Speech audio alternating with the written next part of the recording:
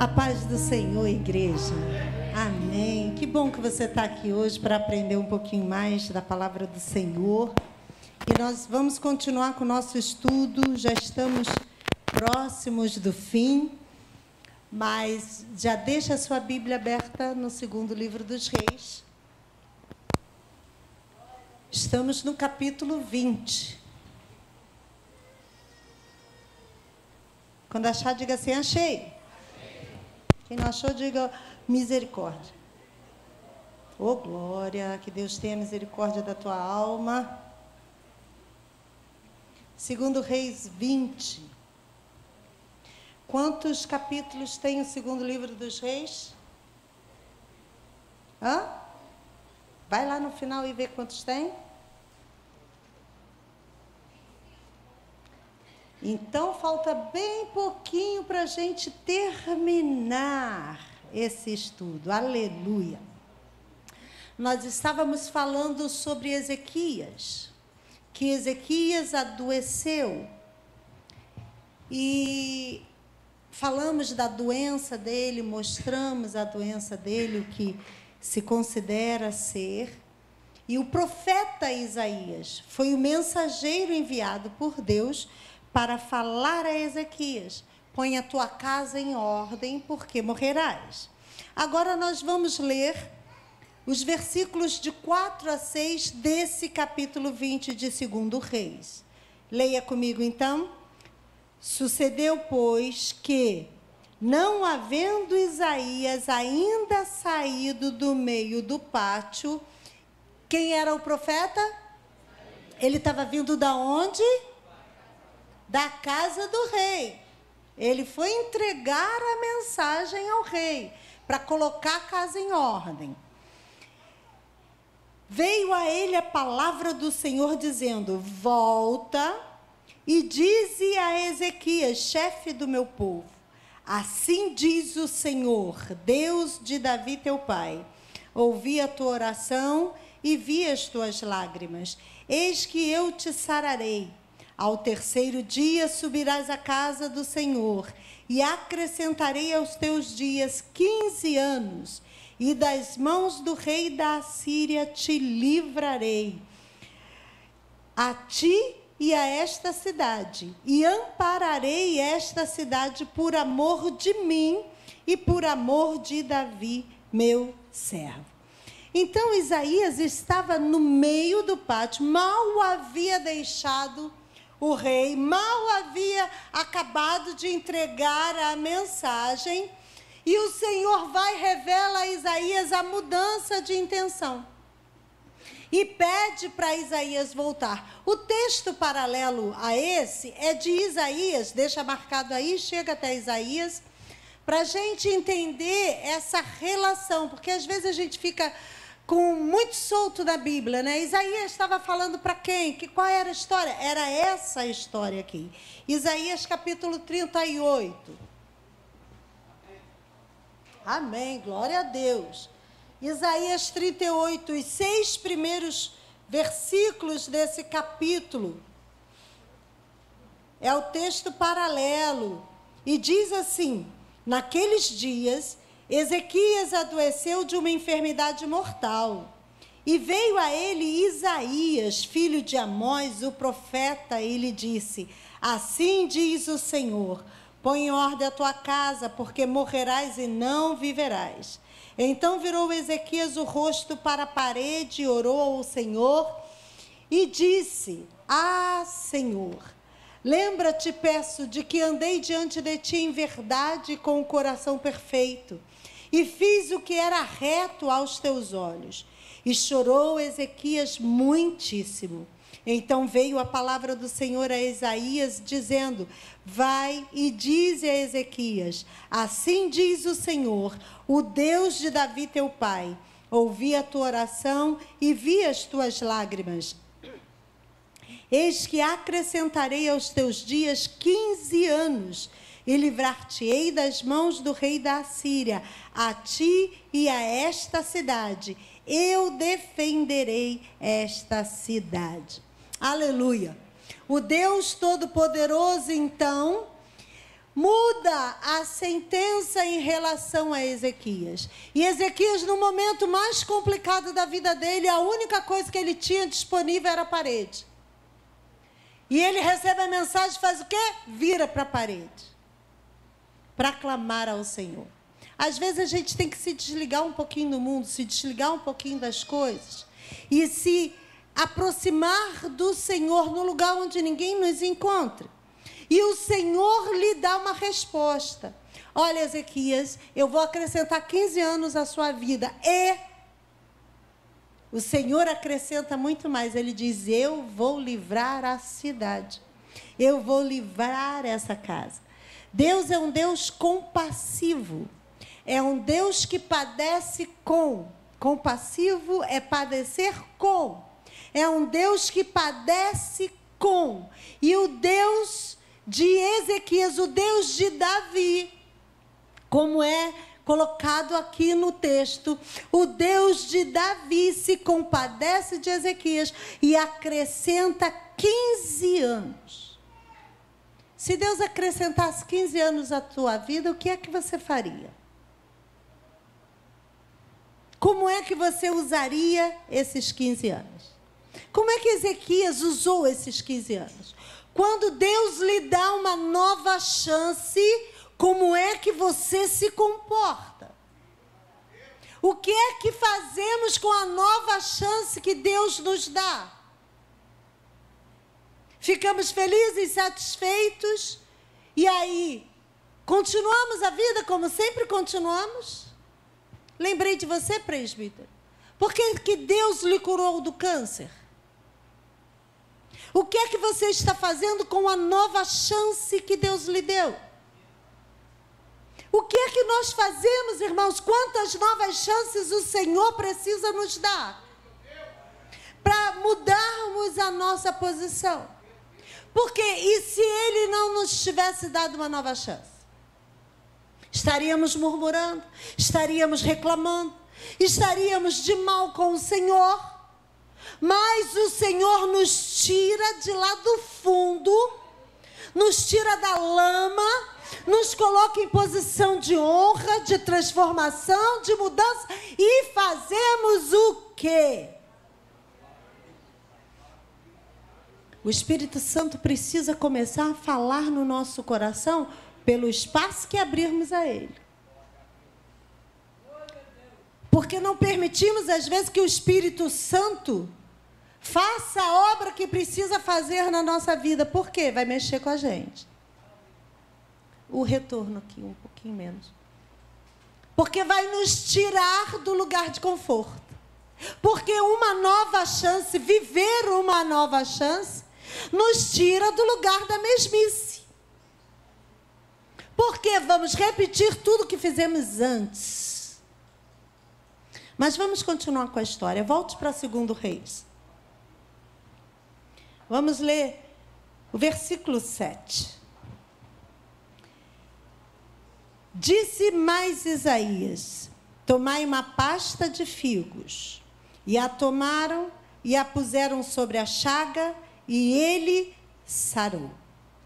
Isaías transmitiu o recado, e aí ele usa uma pasta de figo, um remédio caseiro, que tinha pouco poder em si mesmo, mas ele usa aquele remédio como sinal do poder de Deus.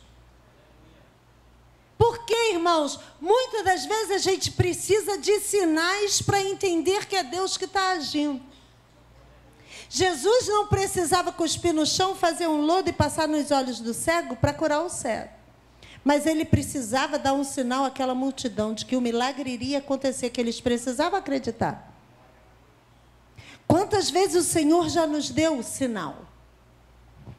E a gente passa batido por isso. A pasta de figo é o símbolo profético. É o símbolo profético da cura física.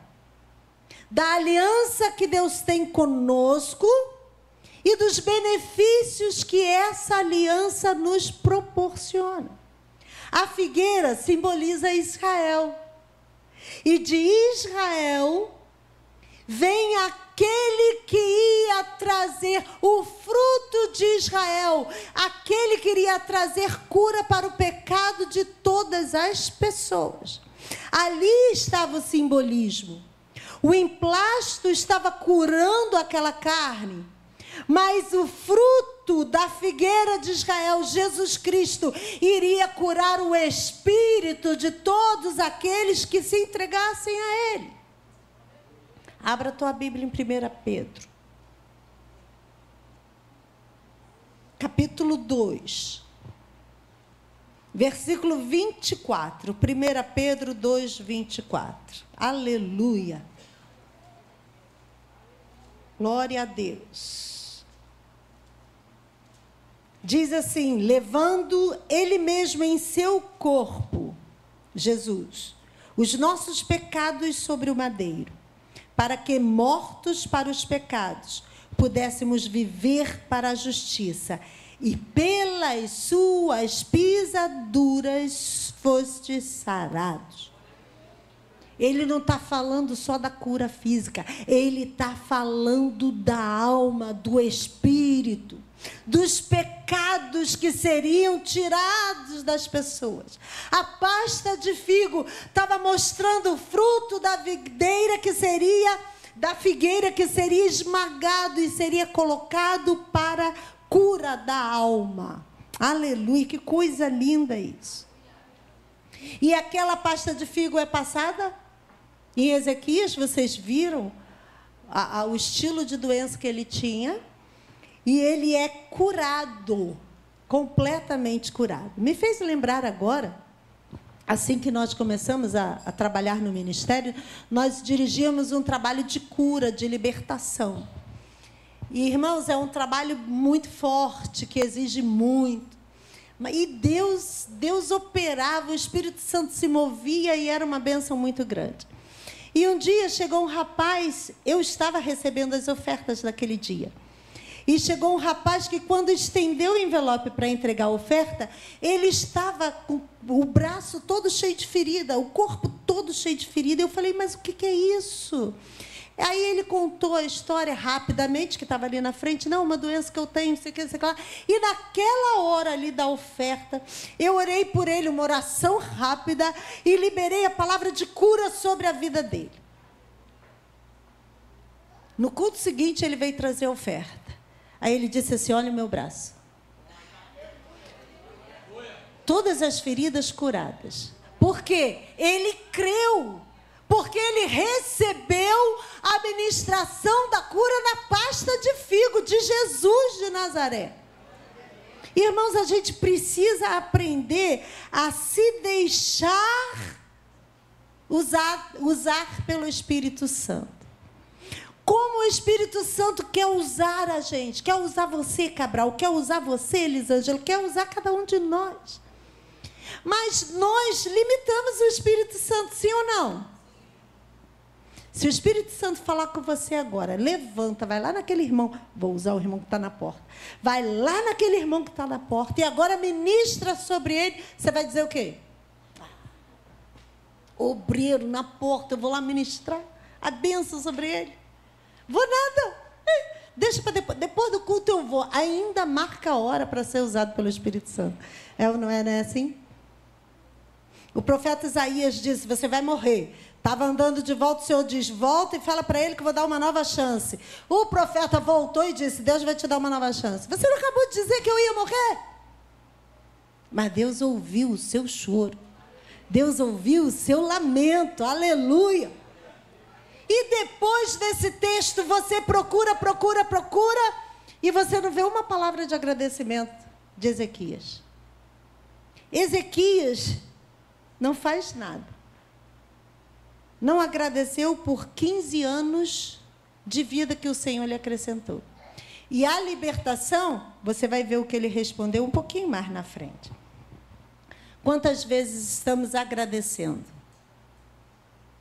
Eu digo assim, a pessoa ora 15 anos esperando, Senhor, salva o meu marido, salva a minha esposa, salva o meu filho.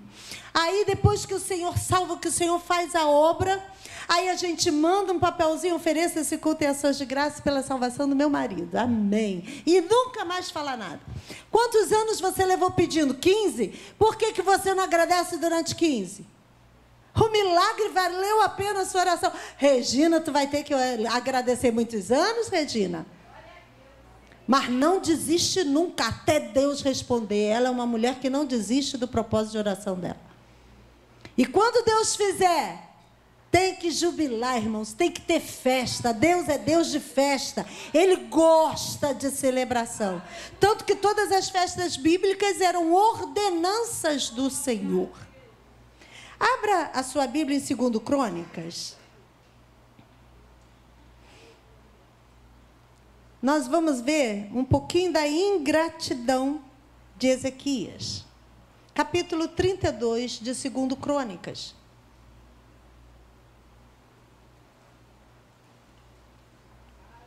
Versículos de 24 a 26. Naqueles dias, Ezequias adoeceu de morte e orou ao Senhor, o qual lhe falou e lhe deu um sinal. Mas não correspondeu Ezequias ao benefício que se lhe fez, porque o seu coração se exaltou, pelo que veio grande indignação sobre ele, sobre Judá e Jerusalém. Ezequias, porém, se humilhou pela soberba do seu coração, ele e os habitantes de Jerusalém, e a grande indignação do Senhor não veio sobre eles nos dias de Ezequias. Esse texto nos fala do coração que se exaltou. Ezequias não correspondeu, versículo 25, não correspondeu ao benefício que o Senhor lhe fez. E o seu coração se exaltou. Quer dizer, ele ainda ficou orgulhoso. Está vendo como acontece coisa boa comigo? Está vendo como eu sou benquisto? O seu coração ainda se tornou orgulhoso. Mesmo após esse grande milagre, ele não deu a mínima para o Senhor. O Senhor não se importa de você ser autoconfiante. O Senhor não se importa de você saber o que você quer. O Senhor não se importa de você agradecer pelo sucesso, pelo bom êxito que você vive. O Senhor não liga para isso. Ele quer que você seja dessa forma. Mas nós não podemos tirar a glória que é dele. Não podemos tomar para nós o crédito que é do Senhor. Mas o texto vai dizer que Ezequias se humilhou no final, junto com todo o povo de Jerusalém. E aí o castigo que viria não aconteceu nos dias de Ezequias, mas muitas gerações à frente. Olha como Deus ama demais uma pessoa. O castigo que era dele, além dele não ter morrido, além dele ter livrado toda a cidade, o castigo que era de Ezequias, o Senhor disse assim, não vou deixar esse castigo vir nos seus dias. E o que acontece nesses 15 anos que Ezequias recebe de Deus? Ele teve mais um filho chamado Manassés. Diga, Manassés. E ele seria o rei mais malvado e vil que Israel já teve. 2 Crônicas 33. Versículo 9. Assim Manassés fez com Judá e os habitantes de Jerusalém, fez com que Judá e os habitantes de Jerusalém errassem e fizessem pior do que os gentios. Os gentios são todos aqueles que não são judeus, que o Senhor havia destruído diante dos filhos de Israel. Por que o filho de Ezequias foi o pior rei que Judá já teve? Se o seu pai era um homem muito amado, que o Senhor lhe concedeu muitos anos de vida, que o Senhor não deixou que o castigo chegasse desce até a cidade. A gente vai ver isso lá na frente. Mas a gente vai ver também do sinal, que é um detalhe que eu acho que vale a pena a gente falar, para a gente não ficar curioso depois, do sinal que o Senhor dá, da confirmação da recuperação de Ezequias. Volte a 2 Reis, capítulo 20.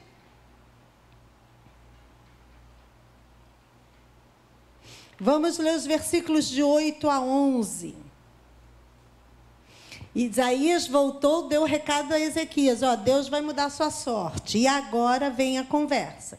E Ezequias disse a Isaías: qual é o sinal de que o Senhor me sarará e de que ao terceiro dia subirei à casa do Senhor?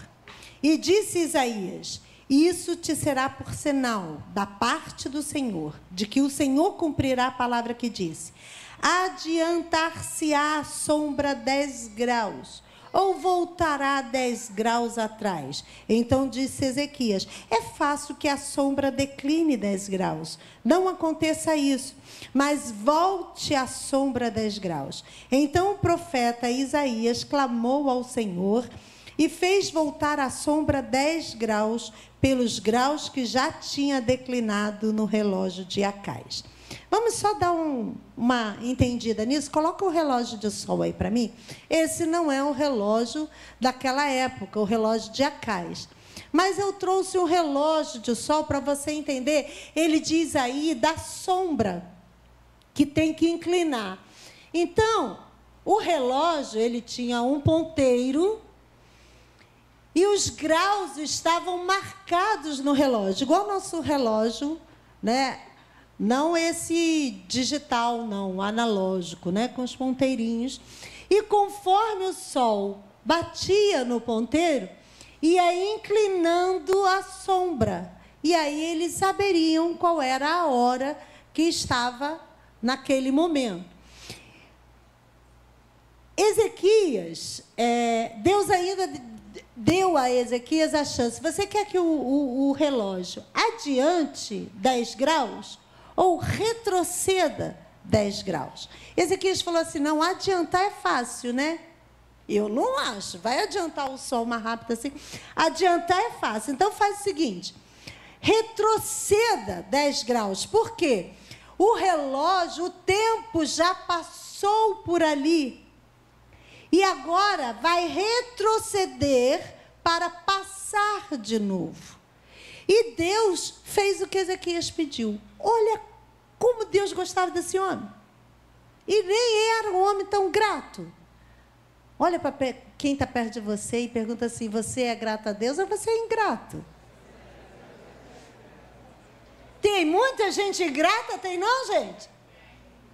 Não é esse que está do teu lado, não, né? Não. Esse não é ingrato, não, né? Esse agradece ao Senhor, reconhece o Senhor. Deus ainda deu um sinal, irmãos. Deus moveu o universo para mostrar a Ezequias que iria curá-lo. Deus realiza um milagre como sinal para provar que realizaria o milagre na vida dele. Olha o Deus que é Deus de milagre quando Ele decide fazer.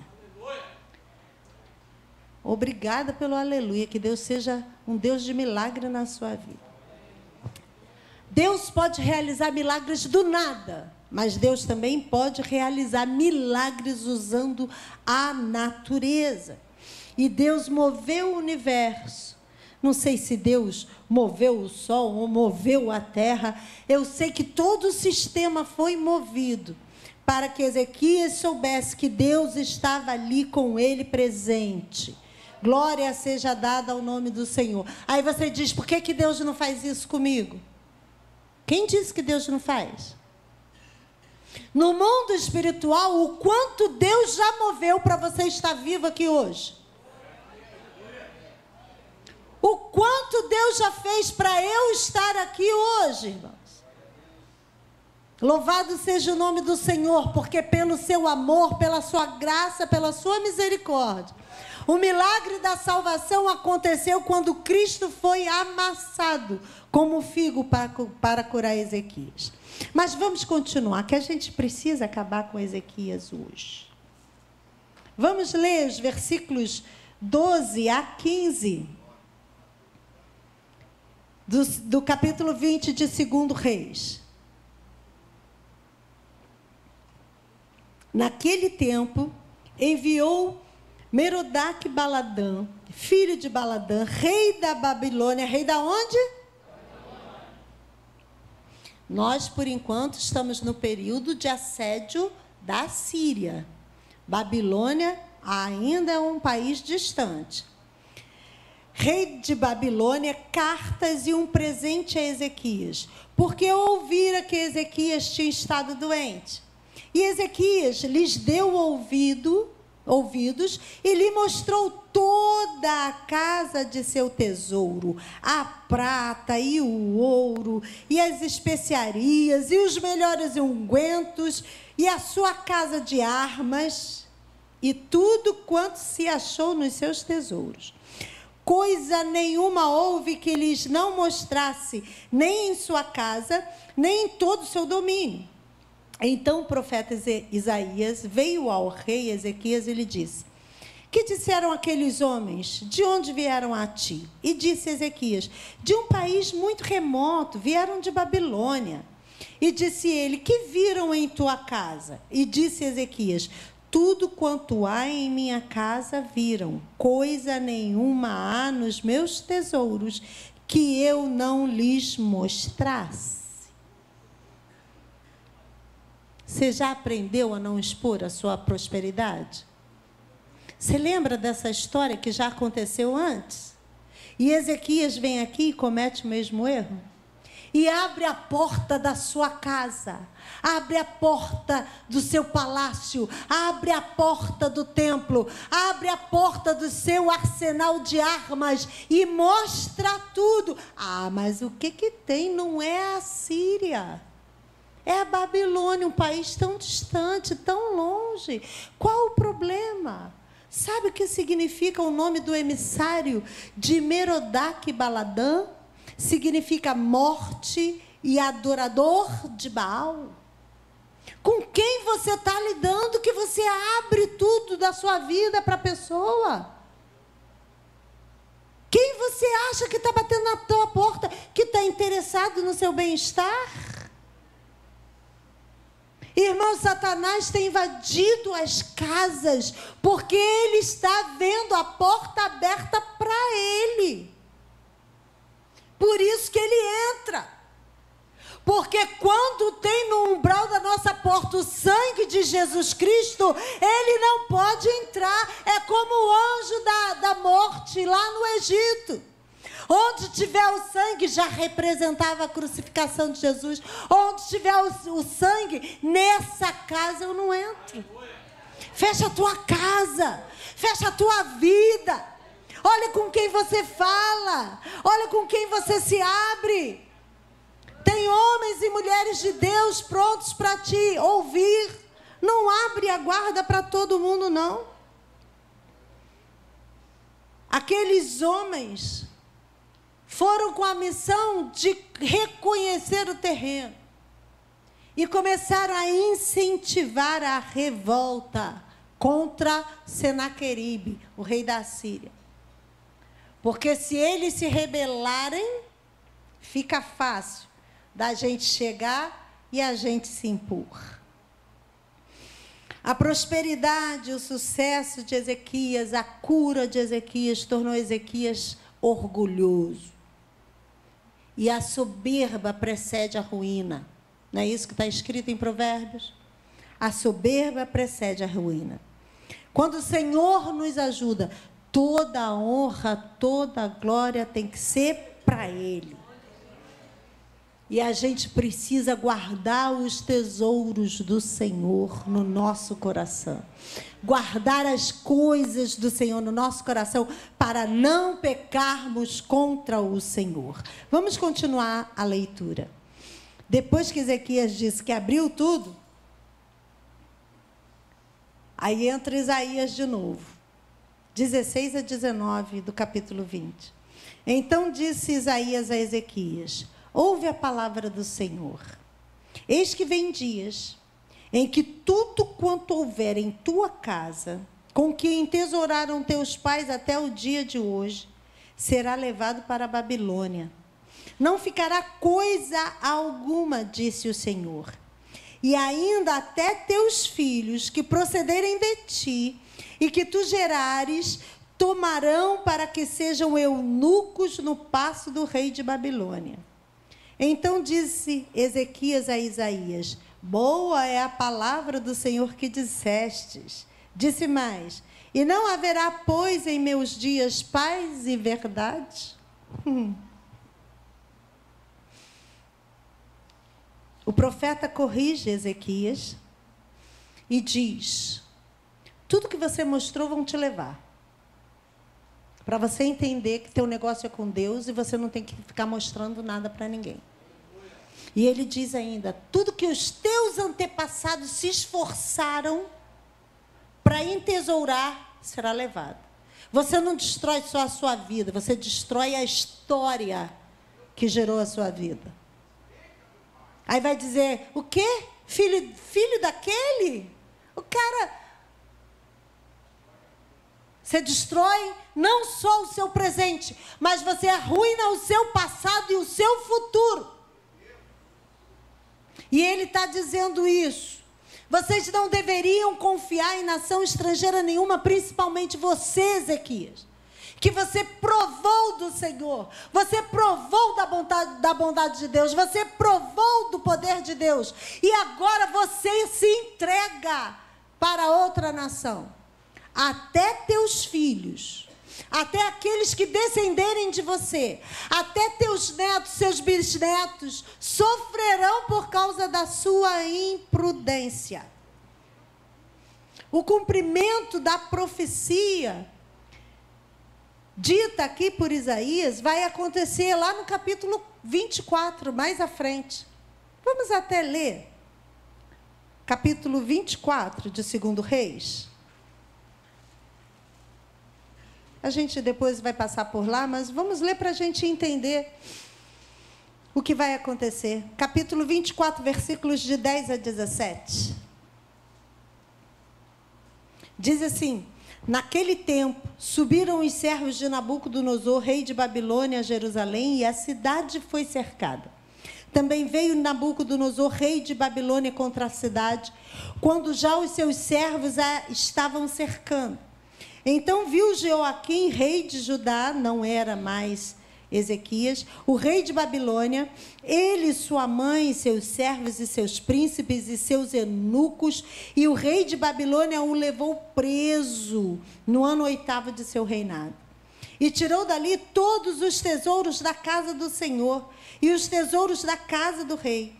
E fendeu todos os utensílios de ouro que fizera Salomão, rei de Israel, no templo do Senhor, como o Senhor tinha dito.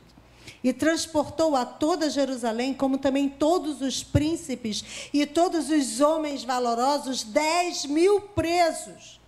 E todos os carpinteiros e ferreiros, ninguém ficou, senão o povo pobre da terra.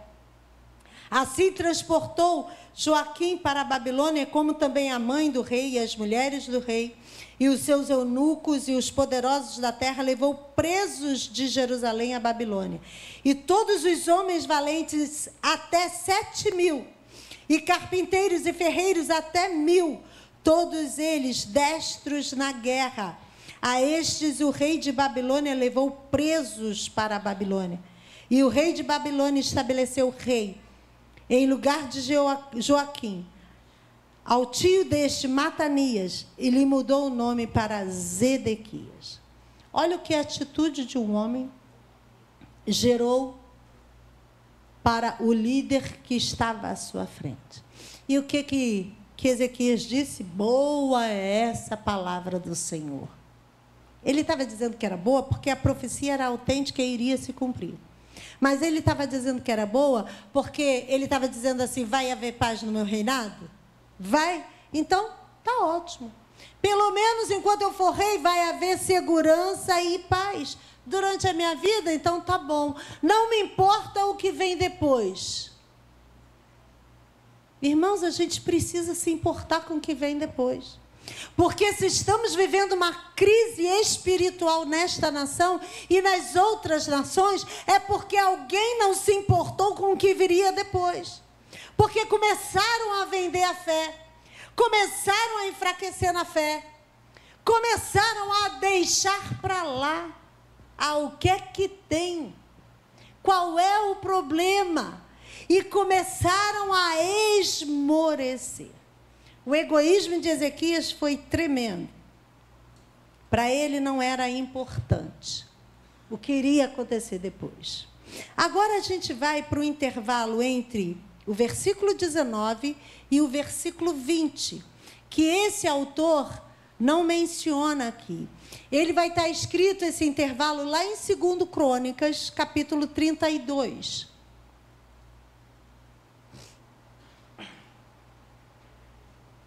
Segundo Crônicas, capítulo 32, versículo 26. Diz assim: Ezequias, porém, se humilhou pela soberba do seu coração. Ele e os habitantes de Jerusalém, e a grande indignação do Senhor não veio sobre eles nos dias de Ezequias. Apesar de tudo isso, Ezequias se humilhou diante do Senhor e o Senhor ouviu de novo a oração de Ezequias. Deus lhe salvou a vida e lhe salvou a nação. O quanto temos nos humilhado diante do Senhor. Sabe, hoje é até uma palavra difícil, não é comum no nosso meio, nos humilharmos. Ninguém quer se humilhar. Ninguém quer. Hoje a gente prega, Deus vai te exaltar. Deus vai te colocar em lugares altos. Deus vai colocar você em destaque. Porque você é para ser cabeça e não cauda. Não é só isso que a gente ouve, irmão? E onde é que está a humilhação? Onde é que está o derramamento? Onde é que está a prostração no altar? Onde é que está a cara no pó? Não precisa mais. Por isso, a dureza do nosso coração impede o mover do Espírito Santo. Porque eu não consigo cuidar da minha família na casa do Senhor. O quanto a sua família, se te vê humilhado, derramado, ajoelhado e com a cara no pó, para poder dizer assim: meu pai é um homem de Deus. Minha esposa é uma mulher de Deus. Meu marido é um homem de Deus. O quanto a tua família te vê para te considerar uma pessoa de Deus e querer ser igual a você. Ou aqueles que não são do Senhor na sua família diz: crente igual a esse? Não, não quero. Mas Ezequias, apesar de tudo, ele se humilhou. Irmãos, a humilhação não é ser menor. No reino de Deus, tudo é o contrário. Aquele que se humilha, ele exalta. É tudo contra a nossa lógica humana. Para você conquistar o coração de Deus, não pode chegar com soberba, com orgulho, batendo no peito. Tem que ser com humildade, com o joelho dobrado, tem que ser curvado. Tem uma igreja em Israel, não é uma igreja cristã, é uma igreja pagã, que a porta é baixinha. E para você entrar, você tem que entrar curvado. E quando você acaba de entrar, você está diante de uma imagem. É a obrigatoriedade você se curvar diante de um Deus falso. O que então não faremos diante do Deus verdadeiro, Criador do céu e da terra, soberano, majestoso, todo-poderoso? Aleluia, glória a Jesus. Vamos para o final da história de Ezequias, o epílogo, capítulo 20, versículos 20 e 21. Ora, os mais atos de Ezequias e todo o seu poder, e como fez a piscina e o aqueduto, e como fez vir água vira água à cidade. Porventura não estão escritos no livro das crônicas dos reis de Judá? E Ezequias dormiu com seus pais, e Manassés, seu filho, reinou em seu lugar. A história deixou registrado esses grandes fatos sobre Ezequias. A piscina, que é o tanque de Siloé, e o aqueduto, que é aquele que nós mostramos aos irmãos daquela grande obra que foi realizada, e eu fui pesquisar, são 587 metros de túnel, mais de meio quilômetro de túnel daquele jeito, que foi cavado daquele jeito. E Ezequias, apesar de todo o erro, Ezequias agradou o coração de Deus porque se humilhava. Olha para o irmão que está do seu lado e diga assim: não resista a se humilhar, porque Deus se agrada disso. Errou, se humilha. Pecou, se humilha. Está com problema, se humilha. Clama ao Senhor, porque Ele se agrada dessa atitude. Aleluia, curva a sua cabeça. Pai querido, hoje foi um dia de humilhação. Nós ouvimos as orações que foram levantadas nesse lugar. E nós ouvimos, ó Deus, que nós não somos nada nem ninguém sem o Senhor. Que nós dependemos do Senhor, nós dependemos da sua graça, da sua misericórdia, do seu amor, do seu cuidado, da sua força, porque nós não somos nada sem o Senhor. E nessa noite nós quebrantamos o nosso coração. Nessa noite, Senhor, nós rasgamos as nossas vestes e nós queremos dizer que nós reconhecemos isso. Nós reconhecemos que somos dependentes do Senhor. Nos ajuda, Senhor, a guardar essa palavra no nosso coração. Não queremos abrir o nosso coração para nada, nem ninguém que não seja o Espírito Santo de Deus. Porque o Senhor é quem sonda o nosso coração, conhece o nosso intento, sabe, ó Deus, daquilo que a nossa alma tem desejado. E nós queremos, ó Deus, receber para agradar ao Senhor, para devolver ao Senhor, para dar ao Senhor a glória, o crédito, a honra que são teus. E nessa noite, ó Deus, nós como igreja nos rendemos aos seus pés e pedimos que a sua vontade seja feita na nossa vida. Que oração difícil é essa, Senhor? Abrir mão da nossa vontade para assumir a sua vontade, mas nós sabemos que a sua vontade é sempre melhor.